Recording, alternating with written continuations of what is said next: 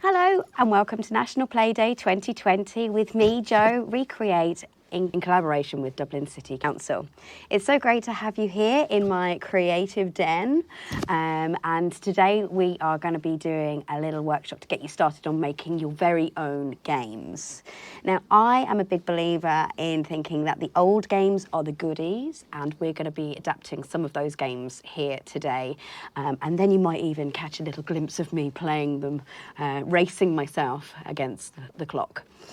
So I've been thinking about different things, and I have materials here from ReCreate, our ReCreate warehouse, but you might be looking at things that are in and around your home that you might be able to play with and create. And perhaps you're making games that you can do inside, or maybe for the outside, or maybe it's games that you can do both inside and out. So like I said, I collected some materials. So I have some cups here, which I thought might be quite good for, what do you call them? The things where you can run around them, markers that you can run around. I also have a coffee sack here, and I was thinking of a sack race. If you didn't have a coffee sack like this, because I'm sure probably not many people do have these sack races to hand, you might want to use an old pillowcase as well that could work. I wouldn't recommend using anything plastic because it might be a little bit slippery and we don't want any injuries. Okay, so that was one of the ideas. You could use coffee cups for markers, you could use the sacks for doing a sack race. Now, I also love the classic egg and spoon race, and I thought actually that it would be way more fun to make a spoon rather than use one that I might have at home.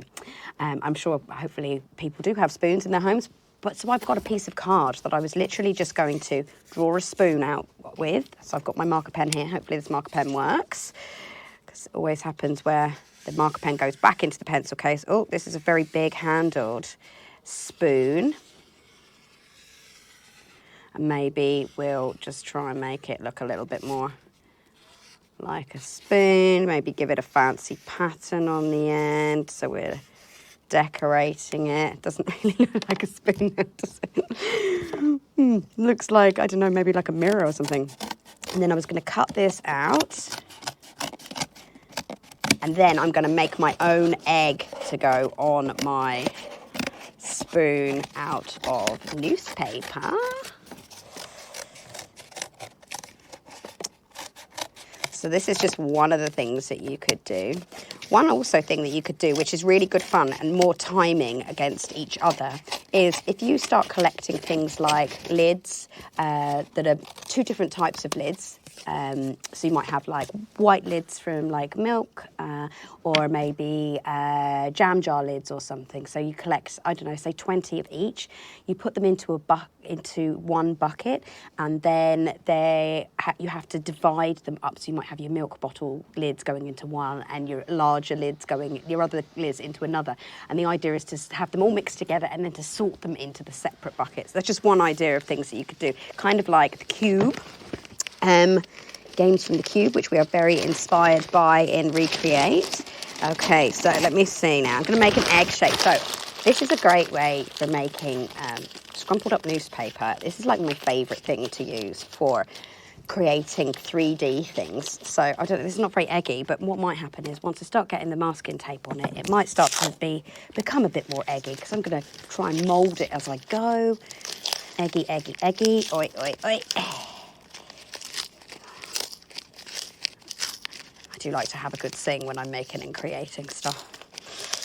Ooh. Okay. It's definitely not eggy shaped. Maybe you guys will have a bit more better luck, but this is just an example for you. You could also use a real egg as well, obviously. Okay, so we have our lovely egg. Oh, there's a flaw in my plan. See, this is all about creating and playing, is that now my spoon is a little bit wobbly, so I might need to just give it a little bit of a reinforcer at the back there, something to make it strong again. So I'm going to use the same bit of card that I've got there, cut a little strip off in the opposite direction of the... What I mean by opposite is you'll find that there's a natural curve, a natural bend in cardboard. So as my spoon is bending that way, I don't want the cards that I'm putting on to bend the same way, because otherwise it won't fix it. So I want the bend to go the other way. So rather than that way. I hope that makes sense. It's very scientific. So I'm just going to cut out my reinforcer, take that down.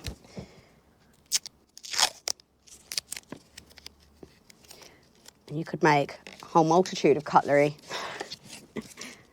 So we're still a little bit floppy. Okay, add a bit more on.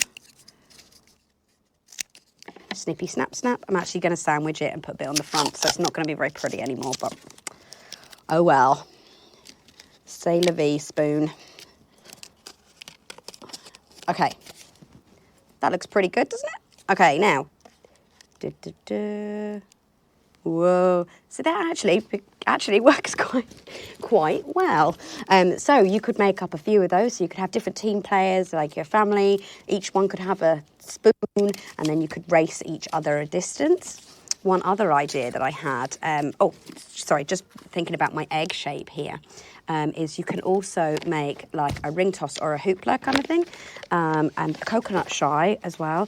But maybe if you are doing some kind of like relay race or something, you might have to go round the markers, hop around the markers or something, then jump into the sack, then do your egg and spoon, and then the next one might be you have to get one ring onto a tube, so like a ring toss type of thing I just said there.